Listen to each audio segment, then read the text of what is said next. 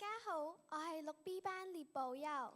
大家好，我係6B班蔡樹晴。樹晴，你知唔知上星期日係咩日子啊？梗係知啦，嗰日係300婦女節啊嘛。等我哋今日一齊討論一下巾幗不讓鬚眉嘅精神。300婦女節係屬於所有女性嘅特別日子，我哋要感謝所有嘅女性，特別係媽媽同埋女老師們。你知唔知啊？巾幗不讓鬚眉嘅意思就係女性嘅能力不遜於男性。歷史上有好多了不起嘅女性，佢哋喺各個領域都展現咗自己嘅才華。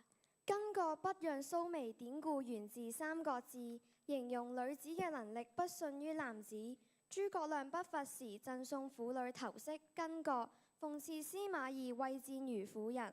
後世將巾幗代稱女性，鬚眉代稱男子，用語讚譽有才華、有作為或者豪爽嘅女性。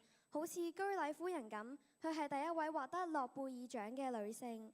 仲有啊，古代有代父從軍嘅故事，源自於南北朝民歌《木蘭辭》，講述花木蘭因父親年老多病，弟弟年幼，女扮男裝替父從軍，征戰12載，立下大功。佢拒絕高恭厚祿，返鄉陪伴父母嘅孝義故事。國家安全唔僅僅係軍事同埋經濟，仲包括社會安全同埋文化安全。而女性喺呢啲方面亦都發揮關鍵嘅作用，好似科技防護同埋網絡安全咁。女性嘅參與往往都可以帶嚟新嘅視覺同埋解決方案。對於經濟安全，女性嘅創業同就業機會都至關重要。當女性能夠獨立工作，整個家庭同埋社會嘅經濟狀況都會改善。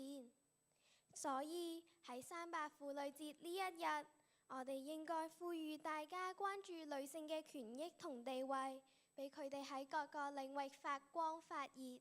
為咗促進國家安全，我哋應該共同努力，無論性別，讓每一個人都可以實現自己嘅夢想。